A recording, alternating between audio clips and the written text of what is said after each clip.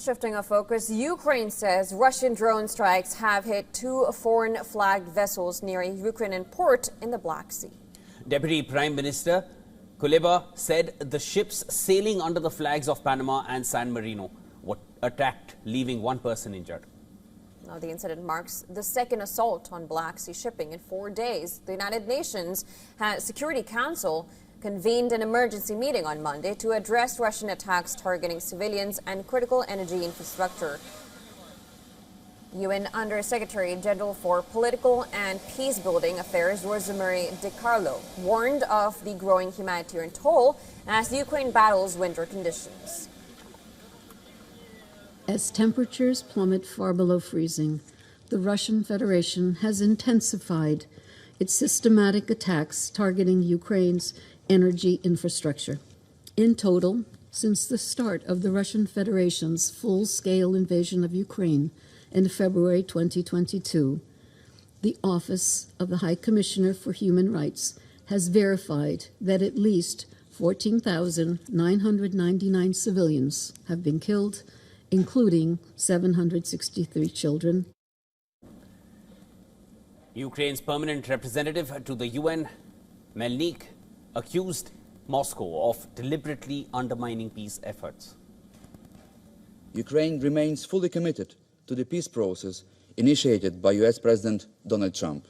What we see, though, is that Russia deliberately derailing these peaceful initiatives. We call upon our allies to introduce additional sanctions and increase economic pressure on Russia, including tougher measures targeting the shadow fleet, further restrict energy revenues as well as Moscow's ability to acquire critical components for weapons. However, Russia rejected claims that its forces are deliberately targeting Ukrainian families. It instead blamed Ukraine of targeting civilians. Until the Kyiv leader comes to his senses and agreed to realistic terms of negotiations. Until then, we will solve problems by military means. He was warned back in time. The negotiating conditions for him will only get worse with every day lost, and every despicable attack on Russian civilians will be met with a tough response.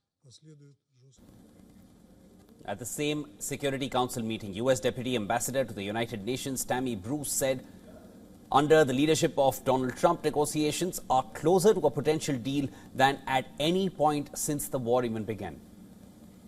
Russia launched more attacks on Ukraine, including its launch of its nuclear-capable Orishnik ballistic missile, targeting an area of Ukraine close to the border with Poland and NATO.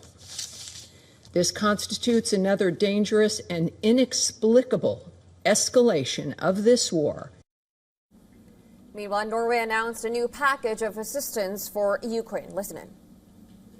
Today announcing a new support package for immediate release, $400 million US dollars, 200 of which will go to immediate energy needs, gas purchase and other immediate energy repair issues, so that the heat can be on and the electricity can be on as much as possible.